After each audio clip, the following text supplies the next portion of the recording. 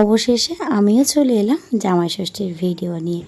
জামাই ষষ্ঠীর দিন দিদিরা তো আসতেই চাইছিল না, যেহেতু সব বাড়িতে সবাই যাচ্ছে মামার বাড়ি জামাই ষষ্ঠী করতে, তো রাইসমিমান বান একটু বায়না করছিল বলে সেই জন্য দিদিরা এলো। তো এই দেখো সৌরিকের অবস্থা, ওর মেনকে খুব ভয় পায়। যাই হোক, সারাদিন না আমি ভিডিও করতে ভুলে গিয়েছিলাম। খাওয়া দাওয়ার পরে আমরা একটু নাচ প্র্যাকটিস করছিলাম, আর এদিকে মা আইসক্রিম নিয়ে আসায় আমরা একটু আনন্দ করছি সবাই মিলে। দেখো, এটা নিয়ে তোমরা প্লিজ কেউ কোনো খারাপ কমেন্ট করবে না যে তোমাদের পরিবারে এই তো কদিন আগেই একজন মারা গেছেন, এখন কেন নাচানাচি করছো। দেখো, খারাপ অনেক কিছুই ঘটেছে, কিন্তু তার মধ্যে আমরা ভালো থাকার চেষ্টা করছি। তো সেটাই তোমাদের সামনে তুলে ধরলাম। জানার মানে যারা চলে গেছে আমাদের ছেড়ে, দিদি শ্বশুর শাশুড়ি, ওনারাও সবসময় চাইতেন আমরা খুব আনন্দে থাকি, ভালো থাকি, এবং আমি এবং আমার দিদি দুজনেই স্বাবলম্বী হয়ে নিজের পায়ে দাঁড়াই। আমরা দুই বোন সবসময় সেটাই চেষ্টা চালিয়ে যাচ্ছি। এদিকে আমি দুটো কেক বানিয়েছিলাম, কারণ সৌরিকের জন্মদিনের সময় রাইশ্রীর দাদু মারা গেছিলো বলে আমরা কিছু করতে পারিনি, তো সেই জন্য আমি দুটো কেক বানিয়েছি। বেশি ডেকোরেট করার সময় পাইনি, আমি তাড়াহুড়ো করে ওই ফল মিষ্টি ফিষ্টি দিয়ে জোড়াতালি দিয়ে চালিয়ে দিয়েছি।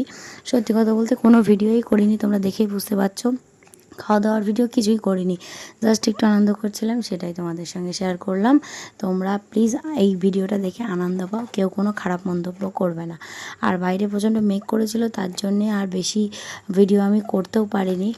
আর হচ্ছে এদিকে কেক কাটিং এখন হচ্ছে, যেহেতু সৌরিকের 5 বছর তো হয়নি, তাই ওকে দিয়ে কেক কাটানো হয় না। মানে দেখো, সবাই মিলে হাত ধরা হচ্ছে, যে ছোটো মানুষও কান্নাকাটি করবে বলে ওর হাতটাও ধরা হয়েছে। আর কেকটা তো তোমরা সবাই দেখে কমেন্ট করেছো যে ভালো হয়েছে, জানি না কতটুকু ভালো হয়েছে। আমি কিন্তু ফিনিশিং কিছুই করতে পারিনি, কারণ এই কেক বানানোর যেসব টুলস আমি যে কোথায় রেখেছি আমি কিচ্ছু খুঁজে পাচ্ছিলাম না। সৌরিকের জন্যই মানে লুকিয়ে রেখেছিলাম, কিচ্ছু খুঁজে পাইনি। জোড়াতালি দিয়ে ফল টল দিয়ে সাজিয়ে নিয়েছি। যাই হোক, এইভাবে আনন্দ করে দিনটা কেটেছিল আমাদের।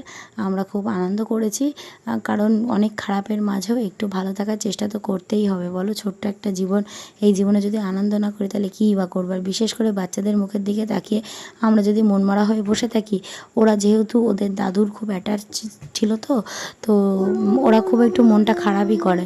তো আমরা যখন আনন্দ হই হুল্লোড় করি, ওরা সেটা ভুলে থাকতে পারে। তার জন্যই হয়তো আমরা একটু বাধ্য হই বাচ্চাদের মুখের দিকে চেয়ে একটু আনন্দ হই হুল্লোড় করি, একটু নাচানাচি করি, এই আর কি। তো চলো, ভিডিওটা কেমন লাগলো জানিও। সবাইকে শুভরাত্রি, ভালো থেকো।